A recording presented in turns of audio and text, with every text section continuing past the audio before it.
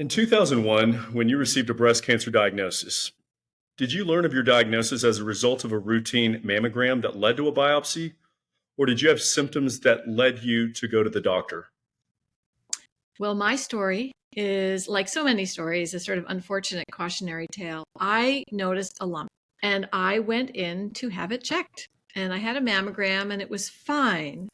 And then I saw the doctor and they said, well, the mammogram's fine. And I came back a month later and I said, it's gotten bigger.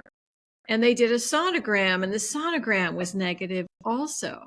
I'll never forget the radiologist came out and said, this is your lucky day, Meg. It's negative. And I thought, Hmm. well, okay.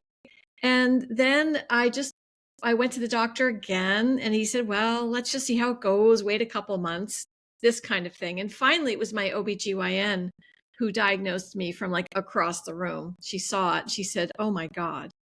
And so it was sort of a cascade of misdiagnoses, really based on relying on mammography and the sonogram, which normally is accurate, but not always. I had a particular type of breast cancer called lobular breast cancer that's not easy to image. And of course, it wasn't my job to know that. It was theirs to Yeah. go the extra mile. But so it took about 6 months from my initial visit to actually diagnosis. And by then it had grown quite a bit. And I ended up with stage 3B breast cancer. It was quite a large tumor and it was in 3 lymph nodes. And that was 2001. You remember how you felt when you heard that news? Oh my God. I mean, my kids were 8, 10, and 12. If that can just tell you everything right there. It's like, Yeah. oh my God. I mean, when you're a mom of young kids, all you can think about is, I don't want them coming home to an empty house. They need a mom. So I was very focused on them, actually more than myself at that point. Well, I think it's sort of natural. Yeah, you don't want to abandon your kids. when you look back, though, did you feel not betrayed, but how did you view the medical care system at that time after you received a diagnosis later than when you had initially gone in for the lump? Well, I was angry, to tell Yeah. you the truth, because in retrospect, now that I've really been educated and schooled about signs of breast cancer and so forth, it was screaming breast cancer. Hmm. And I just saw a doc, not even my regular doctor. I just saw a doctor at the clinic, and someone told me later, well, I think he was distracted. He was going through a divorce. And it's like, thank you very much. I have 3 young kids, Yeah.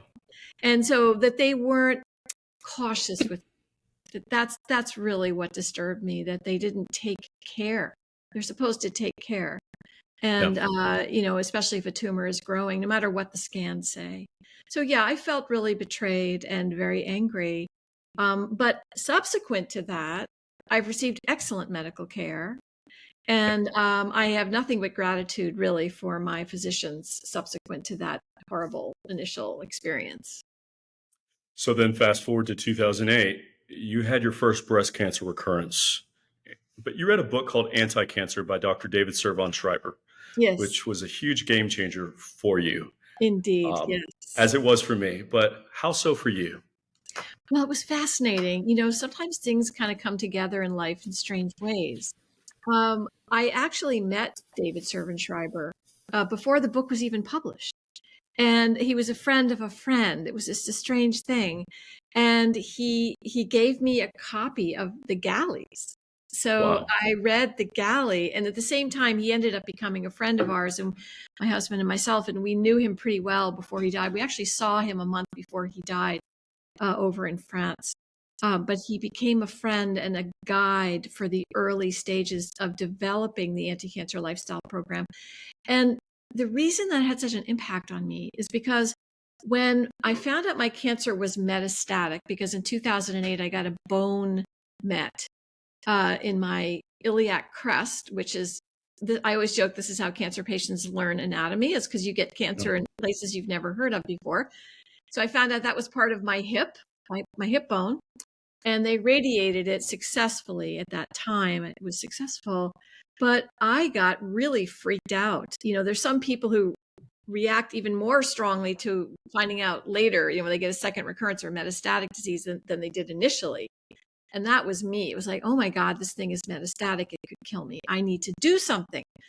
So I talked to my doctor. I love my oncologist, but again, he only knows about treatment options. Hmm. That's what he's trained to know, and that's all he knows. And I said, Doc, what should I do? Is there something I can do? Is there some way I could participate in my own well-being here?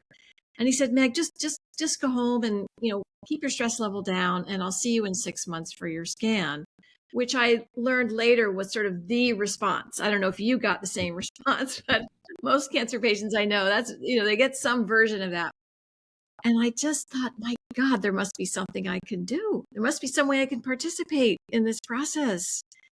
And so that's exactly when I met Dr. Servan-Schreiber, David, who became a friend and read his book. And so it hit me at a time when that's exactly what I was looking for. It was so helpful to get evidence-based information about how I could reduce my risk moving forward. That's all I wanted to know. Because when I got my metastatic recurrence, I got so many emails and people sent me stuff in the mail. You got to take this supplement and this and this. I had no idea what was valid. And I went looking online. And of course, there's a swamp online, as we all know, and you don't know what's validated. So David's book was just like the clouds parted, and that book dropped into my life, and he dropped into my life.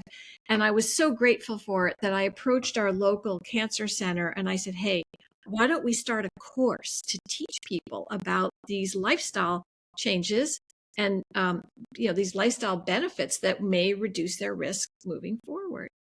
And they were game. And so we worked on it for a year, excuse me. We launched it in 2011 with, 25 different cancer survivors. And it ran for 10 years until COVID. But by then we put it all online. So we were able to sort of scoop it up. So there you are. You have metastatic breast cancer. You're reading his book. And did that give you hope, what you were learning from that book? Was that empowering? Yes. And this is such a great question because, we get this, and I know you've referred this issue to me offline, is about this question of blaming the victim versus empowering the survivor.